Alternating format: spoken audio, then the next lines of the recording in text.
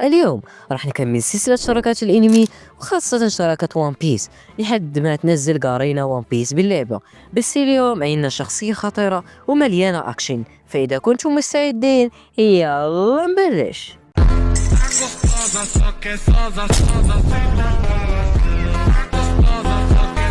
السلام عليكم يا اساطير، معكم مازارا فروم ليزي تو كريزي، ورجعت لكم بفيديو جديد. رجعنا لسلسلة قديمة في القناة وهي شراكة الانمي. فاليوم عندنا شخصية رهيبة وكتير مميزة، وهي من اكثر الشخصيات المحبوبة بوان بيس. تخيل معي يا صديقي المشاهد تدخل الفري فار تشوف هذا المشهد.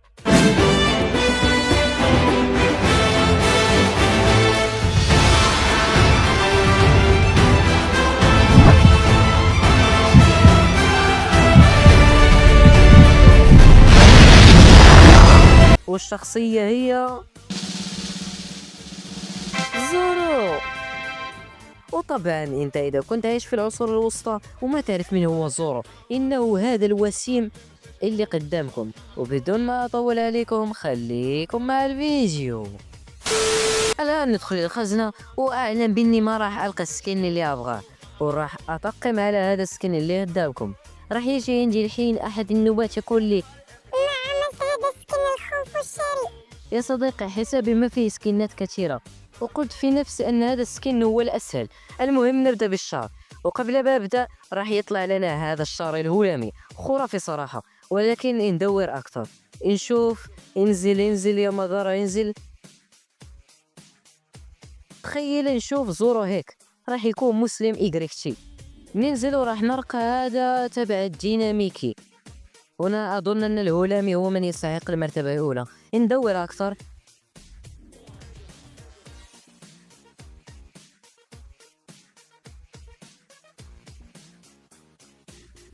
كنت تبع سروال الجنس تبع القلب، هذا كون كان أخضر راح يكون خرافي، ولكن صراحة تبع الهلام أفضل من هذول.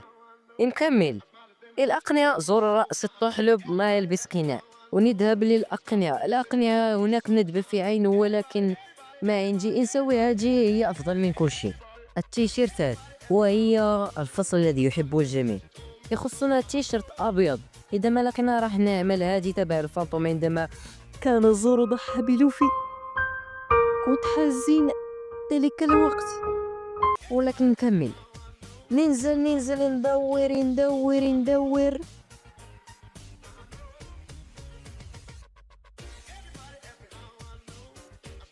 سبيل الدموع سبيل مريح، تنهدى يا صاحي كي تستريح. لا امزح يا رأس الطحلب. ندور عنا هذه افضل من كل شيء لانه بيضاء، ومثل ما قلت زورو يقاتل وتقطع له قميصه. تقبلوا الوضع، تقبلوا. السراويل المسرولة، هي خصنا سروال اخضر طويل فقط. عندي هذا تبع الفري ستايل. تخيل زورو يكون فري ستايل. اغني اقول له إباكاتامو أسيكاتا فيريكاتي بارا. شوف هذا السروال والله راح يليق برأس الطحلب. بنانات مو بنبنة راح تيجي عليك. شوفوه. عندي هذا الأخضر ولكن تبع البي تي اس. الله يعين على البي تي اس، اللهم قوي إيماننا. ولكن راح أخلي هذا السروال تبع الفري ستايل. المهم نذهب لآخر شيء هو الأحذية. يخصنا حذاء أسود فقط. ندور نشوف.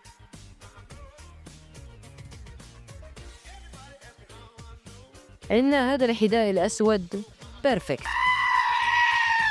وماذا أيضا عندنا هذا ولكن يشبه، ولكن نخلي الأول أفضل. وهنا قد عملنا الزر. لا انتظر. نعمل له كاتانا لكي لا يبكي. كاتانا خرافي. شوفوا هذا يشبه تبع اللي عنده في الانمي. وهنا قد عملنا زورو رأس الطاحلب. مسكين، الأول كان وسيم ولكن جاء النظر أصبح مثل زوجة سانجي.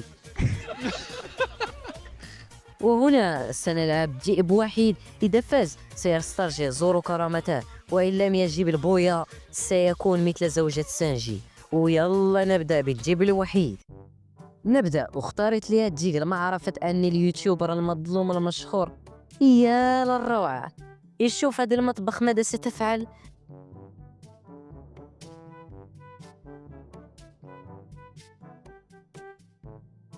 يلا وينك.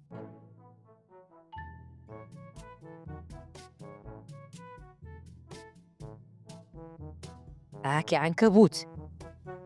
ولا تبربر، لا تبربر أرجوك.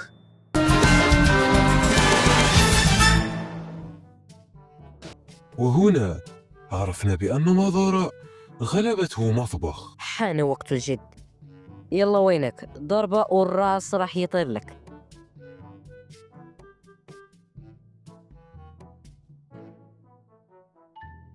أعطيني رأسك بارك الله بيك.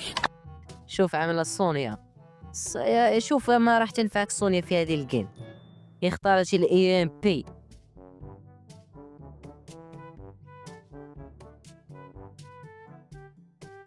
وينك هاي هاكي عنكبوت.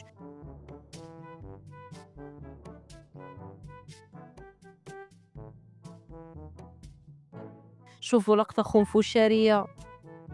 ها ما في مجال.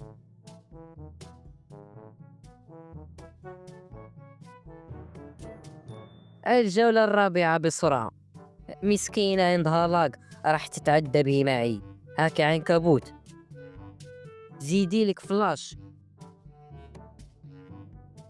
قنبلة مالها فايدة. موتي. هاكي عنكبوت آخر. ماتت بدون ما أقيسها. الحين راح أعطيها ورطة من الخلف بتكون مفاجأة.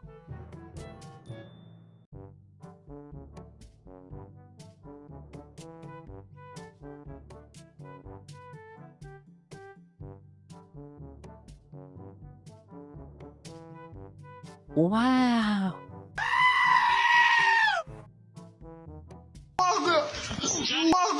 موتي يا بوتا موتي. ولهنا قد أكملنا الفيديو تبعنا. إذا عجبكم لا تنسوا الضغط على زر اللايك واشتركوا بالقناة. ما تبقى ولا شي لل2000 مشترك. وكان معكم مضارة ودمتم في رعاية الله.